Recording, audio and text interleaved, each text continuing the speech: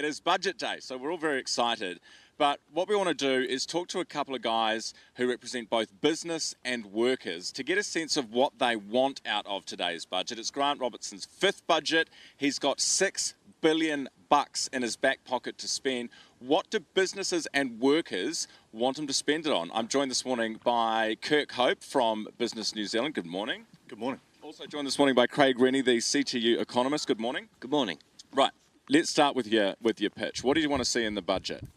We want to see a budget that works for workers and for working people. We want to see continued investment in essential public services, and we want to see an economic plan. And that economic plan involves us delivering on the cost of living challenges that New Zealand has right now, and also delivering on the challenges that we're going to have coming out of COVID in the future. Cost of living is massive, isn't it, for workers, particularly low-paid workers.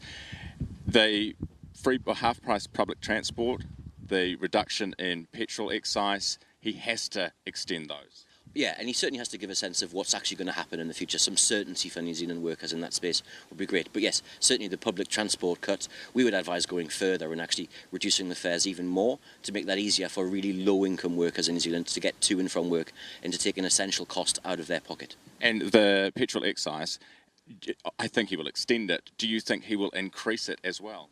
He may well look at that, but he certainly has to continue it. If not, otherwise, inflation just mechanically would continue to go further and further up in the future because petrol's gone back up to where it was before the cut. Yeah, absolutely. All right, Kirk, what do businesses need from this budget? Well, look, actually, it's a weird budget because it's what businesses don't want to see, which is a lot of inflationary spending. Because I mean, that's really eating into their bottom line, and it's eating into people's bottom line generally. So the challenge, I think, for Minister Robertson today is to announce stuff that isn't inflationary. So how do you spend $6 billion and make it non-inflationary? We've worked with the government a lot to try and get more workers into the country, because that's one of the ways that you can stop at least wage inflation. But we really need to look at a range of other things. If there's going to be infrastructure, how is it planned? And we've got the Infrastructure Commission. How is that going to be played out over the next not just 2 years, not just 10 years, but 30 years, so that it doesn't become more and more inflationary? Will you be disappointed because this is a tension, right? It's always the tension between the long-term boring stuff and the short-term, I need to feed my kids today. Will it be disappointing if he goes for the shorter term over the longer term?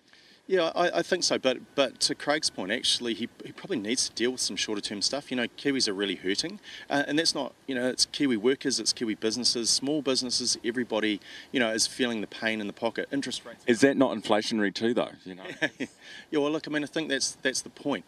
If you've got $6 billion to spend and more, be very careful how you spend it. Make sure it's programmed so you can do it in a way that it's not crowding out, for example, the private sector, because otherwise, again, that's going to be inflationary or it's going to cut into people's pockets. Craig, pay equity is a big issue, of course, for unions and for workers. We've got early childhood education and we've got nurses. Neither of those have been fully funded, the pay equity deals. The government says they'll do them.